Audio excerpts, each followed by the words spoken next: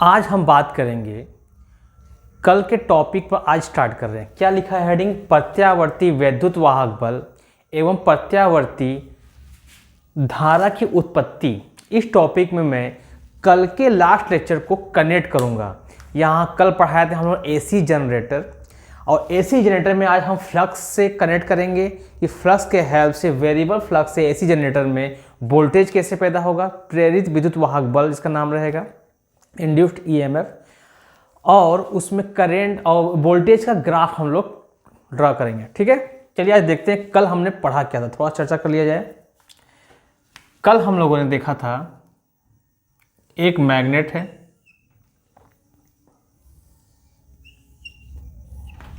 ठीक, एक सिरा एन है, एक एस है, तो मैग्नेटिक फील्ड कुछ इस तरह जाएगा। यहां पर आर्मेचर था जो एक रिंग वलय से कनेक्ट था, यहाँ ब्रश था, ठीक है, और ये वाला बंदा इसके बीच से होते हुए एक और रिंग से कनेक्ट हो गया था।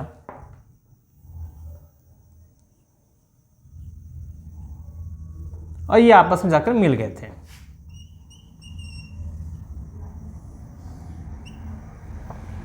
ठीक,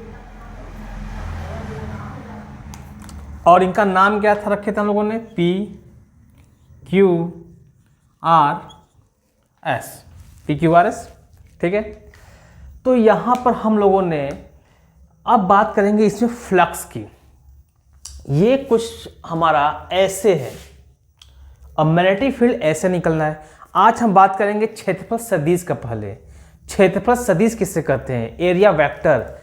किसी भी सतह का परपेंडिकुलर लाइन क्षेत्रफल सदिश होता है। ये कॉपी है ऐसे, ये सतह है प्लेन। अगर मैं इस लाइन को ऐसे कर दूं तो इस सरफेस का, इस प्लेन का, ये है क्षेत्रफल सदिश, ये मार्कर, इसे बोलते हैं इंग्लिश में एरिया वेक्टर। इस बोर्ड का क्षेत्रफल सदिश क्या होगा? ये होगा।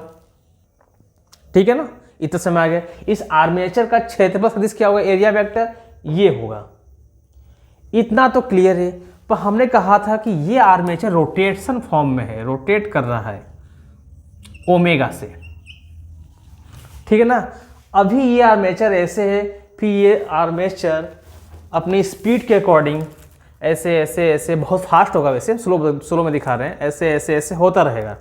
ठीक है ना, अगर एक एग्जांपल और लेते हैं कि ये ऐसे से ऐसे हो जाए तो क्या होगा, देखते हैं।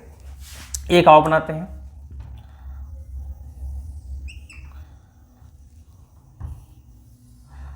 छोटा बनाते हैं थोड़ा सा। ये एन है, ये ऐसे, मैग्नेटिक फील्ड अब भी ऐसे ही जाएगा। आर्मेचर भाई साहब अब ऐसे हो गए, ठीक, यहां से ये लाइन निकल जाएगा ऐसे।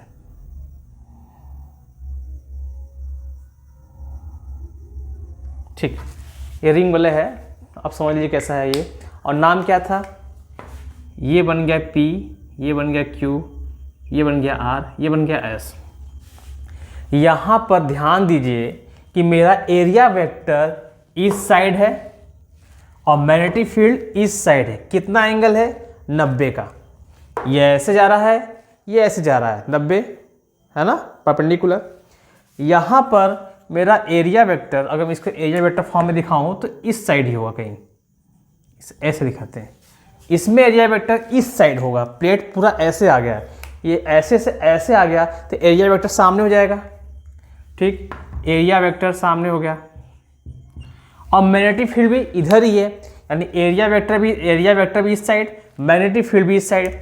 ये समतल से ऐसे से एरिया वेक्टर अगर ऐसे था, अब ये ऐसे हो गया तो एरिया वेक्टर इस साइड हो गया होगा, समतल का परपेंडिकुलर, लंबवत ही होगा वैसा।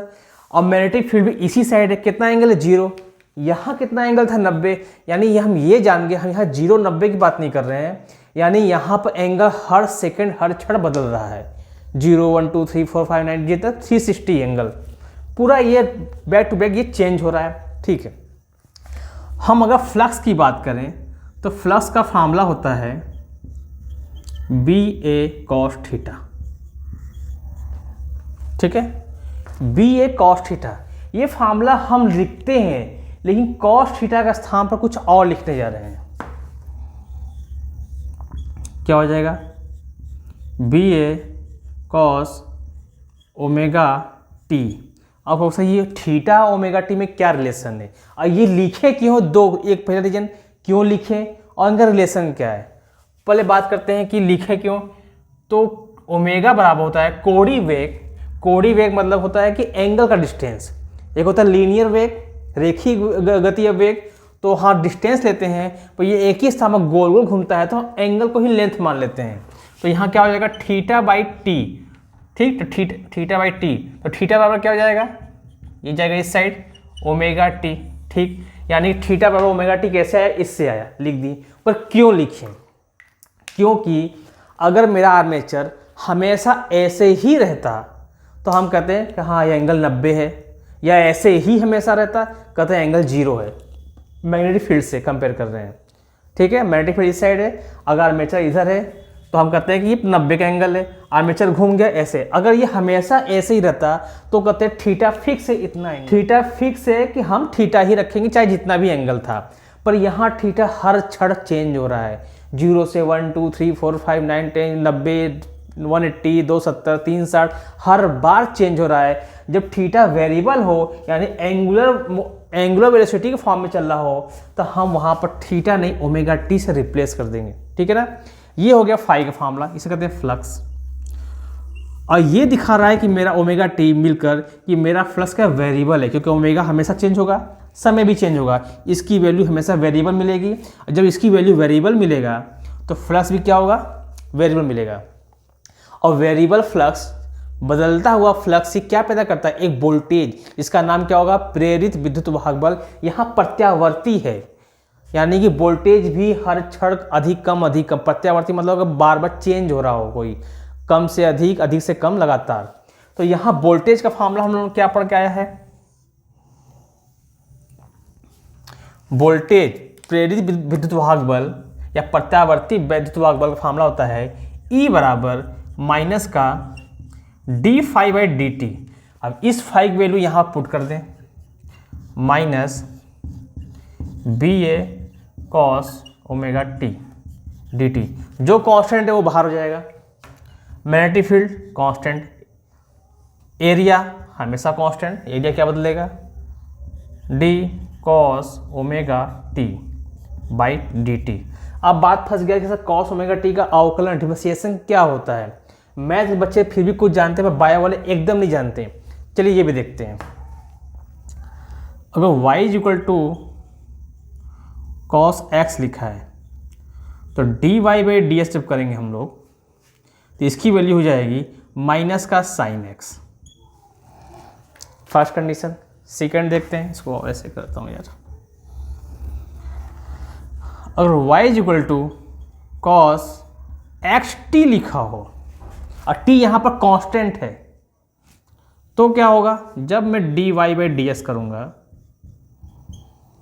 तो यहाँ पर आ जाएगा पहले माइनस का साइन एक्स टी, और ये कांस्टेंट वो भी बाहर अकेला बाहर आएगा, तो फॉर्मूला बन जाएगा माइनस का टी साइन एक्स टी। ठीक, यहाँ एक्स टी लिखा है, यहाँ क्या लिखा है, ओमेगा टी। और एंगुलर मोमेंटम आर्मेचर घूमने की स्पीड क्या है, फिक्स है, इतनी स्पीड से घूम रहा है, यानी ओमेगा क्या है, कांस्टेंट है। तो सामने क्या आएगा, एक माइनस ऑलरेडी था, माइनस का बी ए क्या आएगा, पहले माइनस, फिर अंदर का कांस्टेंट क्या होता है, बाहर आएगा, कौन है, ओमेगा, ओमेगा बाहर आ गया। फिर क्या है, साइन एक्स टी है तो sine omega T, sine omega T. और ये माइनस से माइनस क्या हो जाएगा, प्लस बी ए ओमेगा साइन ओमेगा टी। ये प्रेरित विद्युत वाहक बल का फार्मूला हो गया, बी ए ये। ठीक है, यहाँ थोड़ा सा ट्विस्ट आ गया है। देखिए क्या, अगर ये आर्मेचर, अगर मान लीजिए ये आर्मेचर है, इस पे तार की जो संख्या है, फ्लक्स में आता है ना, फ्लक्स अगर ये क्षेत्रफल एरिया कोई है क्लोज लूप में, इससे मैग्नेटिक फील्ड अगर आ रही है तो तो मैग्नेटिक फील्ड अगर क्लोज लूप में एंट्री मार गया, इसको ही करते हैं फ्लक्स। पर यहाँ फ्लक्स वेरिएबल है, बार बार क्यों बदल रहा है? क्योंकि ये वैल्यू अगर इस तरह है तो मैक्सिमम मैग्नेटिक फील्ड अंदर घुसेगा। अगर चुंबकीय क्षेत्र यहाँ से आ रहा है तो मैक्सिमम चुंबकीय क्षेत्र इसमें अंदर घुसेगा। जैसे जैसे हम ऐसे करेंगे तो ये सड़क के आर पर निकलता रहेगा, कम होता जाएगा। इसमें फ्लक्स बदल रहा है और करंट और वोल्टेज दोनों कहते हैं कि बदलता हुआ फ्लक्स ही वोल्टेज पैदा करेगा। इसका नाम है प्रत्यावर्ती वैद्युत वाहक बल। अब वोल्टेज पैदा कर देगा एक प्रत्यावर्ती धारा को। इतना क्लियर है। लेकिन अगर इस पर तार की संख्या एक नहीं 2 बार हो तो वोल्टेज इसका जस्ट डबल हो जाएगा। अगर इसमें तार जो होता जो लपेटे हम लोग, अगर एक बार लपेटे हैं तो वोल्टेज इतना हुआ।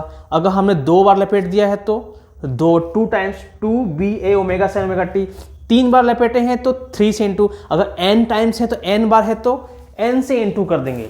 यदि आर्मेचर में फेरो संख्या n है तो यही फार्मूला बन जाता है NBA omega sin omega t। ठीक है। और n, अब जरा ध्यान दीजिए, n मेरा कांस्टेंट, फेरो की संख्या फिक्स है। हम लिख देते हैं कहीं n क्या है।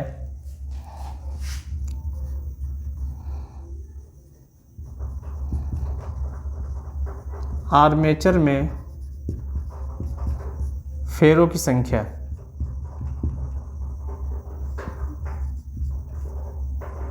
ठीक है। तो आर्मेचर में फेरो की संख्या क्या है? Constant n।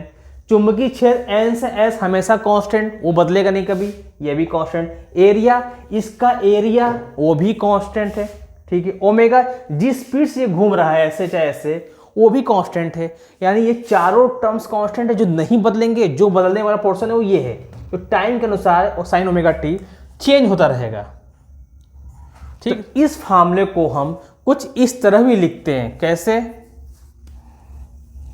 यहां लिख दिया जाए, अगर E बराबर जो ये पोर्शन है ये बन जाएगा E not sin omega t। ये बंदा देखिए ये कांस्टेंट वोल्टेज है और ये बंदा इस sin ओमेगा t का बार बार बदलेगा। sin ओमेगा t की वैल्यू कितनी होती है? -1 से +1 के बीच वेरी करेगा हमेशा।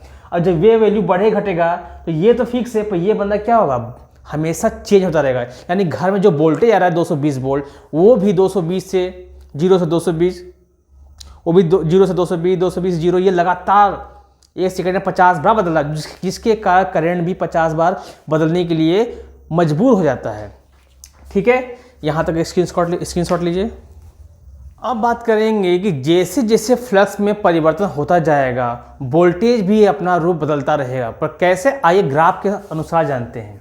देखिए यहां रख देते हैं n और प्लेट को हम कुछ ऐसे रखते हैं फर्स्ट टाइम। और नाम क्या रखे थे कल हमने? PQRS, ठीक। तो कुछ ऐसे रखते हैं।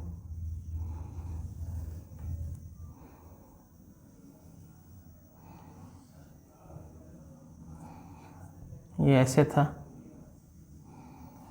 ठीक है। और क्या नाम था? ये P था, ये Q, ये R, ये S। और इस कॉपी को मैं कुछ ऐसे घुमाने वाला हूँ, ठीक है ना, इस तरह। अभी ये ऐसे है, ठीक। तो एरिया वेक्टर किधर होगा? इस साइड। और मैग्नेटिक फील्ड भी N से S जाएगा इस साइड में, सेम साइड। कितना एंगल बनेगा? 0 डिग्री। अब ये बंदा ऐसे से ऐसे होने वाला है, ठीक है। तो कैसा हो जाएगा? अब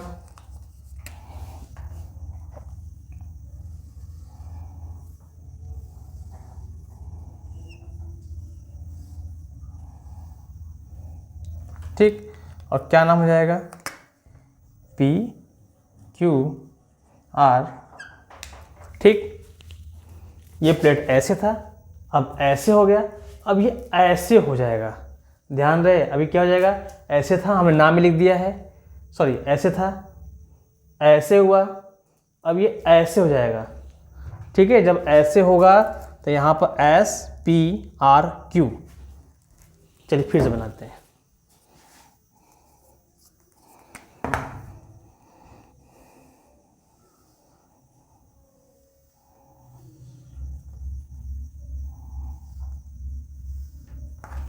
ठीक है, नामकरण करते हैं। क्या था? ऐसे, ऐसे, अब ऐसे। जब ऐसे नामकरण करेंगे हम लोग तो यहाँ क्या है? SRQP। ठीक है, S, यहाँ R, Q, यहाँ P। ठीक है, ये ऐसे था, ऐसे हुआ, फिर ऐसे हुआ, अब ये फिर से ऐसे होने वाला है। ठीक,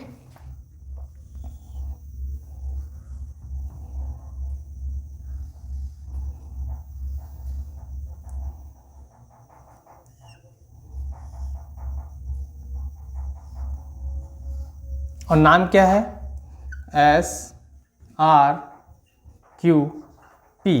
क्या एक चक्कर हो गया अभी तक 360 डिग्री? अभी नहीं हुआ है। देखिए, ये देखिए इस तरह है, यहाँ PSQY, ये दोबारा आना है। ये यहाँ से 90 डिग्री हुआ, ऐसा करूँ, इसको करूँ 90 डिग्री, ये हुआ 90 डिग्री। ठीक, ये हो गया 180, ये हो गया 270, ये अब हुआ 360। जैसा था अब वैसा बनने वाला है। ठीक है, सेम पोजीशन बनेगा अब। तो कैसा होगा ये? इस बार फिर से ऐसे,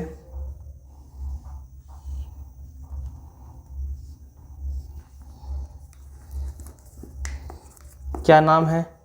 सेम नाम, PQRS। ठीक है, यहाँ तक खेल हो गया पूरा। मैं फिर से दिखा दे रहा हूँ। ये ऐसे था, अगर 0 डिग्री मांगे चलते हैं, ये हो गया 90 डिग्री शिफ्ट, फिर ये 180। देखिए, ये अगर ये कोई ऐसा है, ये होता है 90। ठीक है ना, अगर ऐसा है तो ये हो गया 90 डिग्री। ये हो गया ना, ये होता है 90 डिग्री, ये यहाँ से ये 90 डिग्री होता है ऐसे, ये 90 डिग्री, ये आया, अब 90 डिग्री हुआ है ना, तो ये हो गया ये 90 डिग्री, यहाँ से 90, फिर अगले 90, ये वाला नहीं, ये हो गया 180, ये हो गया 270, ये हो गया 360। जैसा था वैसा हो गया। और यहाँ बैठा है N magnet, sorry S magnet.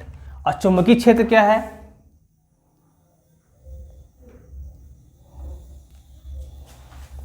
इस दिशा में, एकदम क्लियर। ठीक है, यहां एक्सिस खींच देते हैं हम लोग।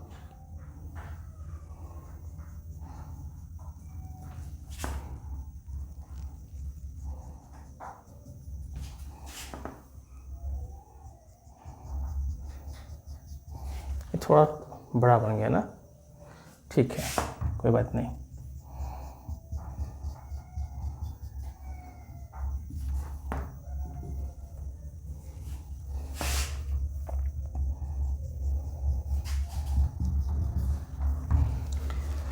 चलिए, यहां तक हो गया।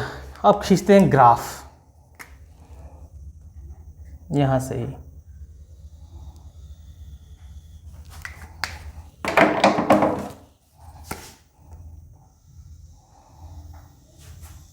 पूरा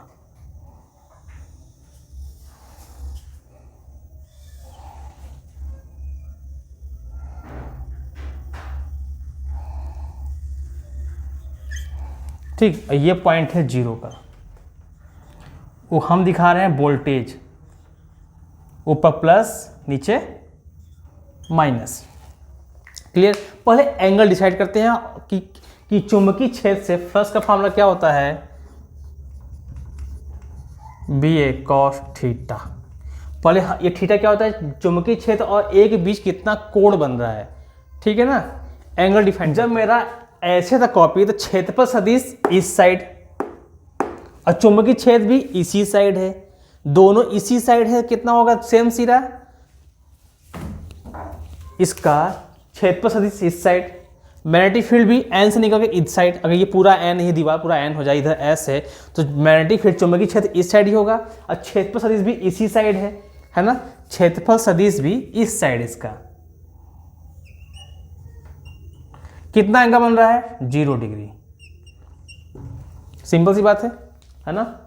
अब ये आर्मेचर ऐसे से ऐसे हो गया, तो क्षेत्रफल सदिश इस साइड, मैग्नेटिक फील्ड इस साइड कितना 90 का एंगल, जो थीटा बनेगा यहाँ पर हो गया 90 डिग्री। अब ये आर्मेचर ऐसे से ऐसे, वो ऐसे से ऐसे हो गया, क्षेत्रफल सदिश उस साइड। अब तो सर आपने कहा समतल से लंबवत, समतल के लंबवत होता है क्षेत्रफल सदिश, समतल तो इस साइड भी तो है, हाँ क्षेत्रफल सदिश इस साइड भी होगा। लेकिन जब भी हम लोग साइंस को क्वेश्चन सॉल्व करते हैं, अगर आपने एक साइड मान लिया कि क्षेत्रफल सदिश को इस साइड मानना है, तो पूरे सिस्टम में जब तक पूरा क्वेश्चन सॉल्व नहीं होता, आप क्षेत्रफल सदिश को, एरिया वेक्टर को उसी साइड मानकर चलोगे, ठीक है ना। उसको बार बार चेंज नहीं करना, चाहे इधर मानिए चाहे इधर मानिए। तो हम लोगों ने इधर मान चला है, ठीक है।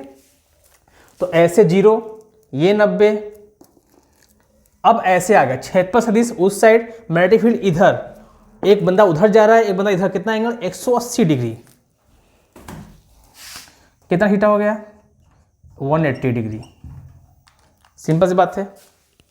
कैसे था, ऐसे ऐसे ऐसे, अब ऐसे, अब क्षेत्रफल सदिश इस साइड, मैग्नेटिक फील्ड इस साइड, तो 90 नहीं 270 मांग चलेंगे। अब थीटा हो गया 270 डिग्री। और सिंपल सी बात है, अगेन दोबारा एक चक्कर पूरा होने के बाद 360 डिग्री कहेंगे हम लोग, ठीक है ना। अब बात करते हैं, मुझे पता है कि जब प्लेट ही बदल रहा है ना, अगर मेरा मांग चलिए, अगर मेरा कॉपी इस साइड है और ये पूरा वॉल जो दीवार है ये है एन सिरा, एन से चुंबकीय क्षेत्र निकलेगा, भर भर के इधर से आएगा और कॉपी ठीक सामने रहेगा, तो मैक्सिमम चुंबकीय रेखाएं, मैग्नेटिक लाइंस इसको आर पार करेंगी, यानी फ्लक्स मैक्सिमम रहेगा। और जैसे जैसे कॉपी को शिफ्ट करते जाएंगे ऐसे फ्लक्स कम से कम इसमें से गुजरेगा, यानी फ्लक्स की वैल्यू गिर रही है, घट रही है। हम यहाँ पर जब मैक्सिमम फ्लक्स था तो हम वोल्टेज को 0 से स्टार्ट करेंगे यहाँ से। आप बोलो सर फ्लक्स तो मैक्सिमम है, अब इस पॉइंट को 0 यानी यहाँ पर 0 वोल्टेज दे रहा है, ये कुछ समझ नहीं आया। जब फ्लक्स मैक्सिमम है तो वोल्टेज भी मैक्सिमम होना चाहिए ना। वोल्टेज कहता है, जिसका फार्मूला यहाँ क्या लिखे थे हम लोगों ने, E बराबर E0 साइन ओमेगा टी, जो भी वोल्टेज है, कहता है कि मुझे फ्लक्स से कोई मतलब नहीं, तुम 0 हो 1 हो 1000 हो जो भी चला, उससे कोई मतलब नहीं। हमको मतलब है फ्लक्स में हर सेकेंड हर क्षण चेंज हो रहे हो, चाहे चेंज बढ़ने वाला हो चाहे चेंज घटने वाला हो, तब तक हम आपको वोल्टेज देंगे। जहाँ बदलाव नहीं होगा, वहाँ जहाँ परिवर्तन नहीं होगा, वहाँ पर हम 0 हो जाएंगे। तो यहाँ प्लेट ऐसे रखा हुआ चुपचाप, फ्लक्स मैक्सिमम है लेकिन रखा हुआ है, तो वोल्टेज कितना हो गया 0। अब ये बंदा ऐसे ऐसे ऐसे चलना शुरू किया, फ्लक्स की वैल्यू धीरे धीरे घट रही है, यहाँ घट नहीं रही, यहाँ बदल रही है। तो वोल्टेज जैसे जैसे ये बदल रहा है, फ्लक्स वैल्यू जैसे जैसे घट रहा है, मतलब सॉरी बदल रहा है, तो जो वोल्टेज होगा वो धीरे धीरे क्या होगा, बढ़ने इंक्रीज होना शुरू करेगा। तो वोल्टेज यहाँ हो जाएगा मैक्स, ये यहाँ पर आ गया, ठीक है ना। ठीक, यहाँ पर कितना एंगल हम लोग मांग चलेंगे 90 डिग्री, ठीक ना। ये ऐसे से ऐसे हो गया, अब दोबारा उसी पोर्शन में आएगा तो वोल्टेज अब गिरने शुरू करेगा, अब दोबारा यहाँ वोल्टेज गिरेगा सीधा। अरे यार ये थोड़ा लेंथ ज़्यादा हो गया है, माप के बनाना चाहिए था, आप लोग माप के बनाइएगा, ठीक। देखिए जैसे हमने लास्ट वीडियो बताया था कि इसी का जो लास्ट वीडियो एसी जनरेटर था, वहाँ पर कि करंट मेरा उस सिस्टम में अभी ए से बी की तरफ आ रहा है और आधे चक्कर बाद बी से ए हो गया, ठीक है ना। यानी कि अगर इधर जा रहा है करंट फिर इधर आ रहा है, तो आधे चक्कर तो ये सिस्टम सही था। अगले आधे चक्कर में क्या होगा, अब बंदा यहाँ से यहाँ गया, यानी मैक्सिमम यहाँ से यहाँ आया, अब ये उधर जाएगा मैक्सिमम की ओर, यानी नीचे के वोल्टेज ये सिस्टम के अकॉर्डिंग, यानी अब सेम हाइट कवर करेगा ऐसे। और जब प्लेट अपने घर आएगा तो 0 की ओर अगेन हो जाएगा, और ये दोनों ही मैक्सिमम वोल्टेज देंगे। अब इसको ई मैक्स कह सकते हो, और इसको ये भी ई मैक्स है लेकिन माइनस का, ये माइनस का है, ये प्लस का। यहाँ पर जैसे जैसे फ्लक्स में परिवर्तन होगा वोल्टेज की वैल्यू उठेगी, फिर गिरेगी क्योंकि ए चक्कर पूरा हो चुका था, फिर से उस पोजीशन में आ गया था जीरो वाला। और फिर दोबारा ऐसे जब मुंडी ऐसे घुमाया, देखिए जब जब सामने था तो मैक्सिमम मिल गया हमको, जैसे दोबारा ऐसे किया फिर मैक्सिमम वोल्टेज है, पर डायरेक्शन उल्टा है। क्या ये कम खतरनाक है इससे? नहीं, दोनों एक को इक्वल खतरनाक है, बस नीचे इसलिए बनाए हैं कि डायरेक्शन बदल गया है बस, और कुछ नहीं। ठीक, और दोबारा यहाँ पे जीरो पर आकर रुक गया। ये चलता रहता लगातार, ग्राफ लगातार बदलता चेंज होता रहता है। इस ग्राफ को मैथ की भाषा में साइनसॉइडल साइन ग्राफ कहते हैं। यही सॉरी कहाँ गया, ये साइन ओमेगा टी, ये ग्राफ ये इस साइन ओमेगा टी का फॉर्मूला है। ठीक है ना। और जो मैक्सिमम वैल्यू होती है यहाँ पर, उसकी वैल्यू होती है ई नॉट, जिसका अभी थोड़ा देर पहले बताए थे। ई नॉट इज इक्वल टू क्या था, एन बी ए ओमेगा। ये होता है फिक्स कांस्टेंट, सबसे मैक्सिमम वैल्यू। जो इस वैल्यू को गिराता है वो केवल ये वाला पोर्शन गिराता है, साइन वाला, क्योंकि साइन वैल्यू -1 से +1 के बीच घूमती रहती है केवल। ठीक है, अगर इसकी वैल्यू हो जाए 0.5 तो इसकी वैल्यू क्या हो जाएगी, गिर जाएगी, आधा हो जाएगी। तो साइन वाला बंदा ही इस बंदे को चेंज कर रहा है, ये नहीं कर रहा है। ठीक, इसीलिए इस ग्राफ को साइनसॉइडल यानी साइन का ग्राफ भी कहते हैं। ये हो गया आपका प्रत्यावर्ती विद्युत वाहक बल का ग्राफ। उम्मीद है आपको ये सिस्टम जो घर में वोल्टेज आता है, अल्टरनेटिंग करंट एसी, कैसे काम कर रहा है और कैसे किताबों में ये ग्राफ भरा पड़ा होता है, अब आपको अच्छे समझ में आ रहा होगा कि प्लेट किस तरह खेल खेलता है। उसमें एक प्रेरित विद्युत वाहक बल, जिसको हम प्रत्यावर्ती अब बोलेंगे। प्रेरित मतलब होता है कि वोल्टेज पैदा हो चुका है, प्रत्यावर्ती मतलब लगातार चेंज हो रहा है। तो घर में जो वोल्टेज आता है वो अल्टरनेटिंग, वो लगातार चेंज हो रहा होता है। उसके कारण में जो धारा आ रही, करंट फ्लो करती है, वो भी बदलती रहती है। ठीक है ना, 0 से 5 एम्पियर, 5 से 0 एम्पियर, लगातार वो डायरेक्शन ऑपरेट करते करते। तो प्लेट के घूमने के कारण जो फ्लक्स में परिवर्तन होने के कारण हमारा वोल्टेज भी चेंज लगातार होता रहता है। अब वोल्टेज किस तरह चेंज होता है प्लेट के अकॉर्डिंग, ये आप अच्छे समझ में आ गया होगा। अब इसके नीचे हम अब बना सकते हैं, जो हमने कल बनाया था करंट का ग्राफ, इसके नीचे भी आप बना सकते हो, पर इसकी कोई ज़रूरत नहीं है। यहाँ पर आपने अच्छे जाना कि प्रत्यावर्ती वोल्टेज, याद रखिएगा मैंने प्रेरित विद्युत वाहक बल नहीं बोला, प्रत्यावर्ती विद्युत वाहक बल प्रेरित ही है, लेकिन प्रत्यावर्ती मतलब लगातार वोल्टेज भी अपना रूप बदल रहा है, high low to high, high to low हो लगातार हो रहा है। ठीक है।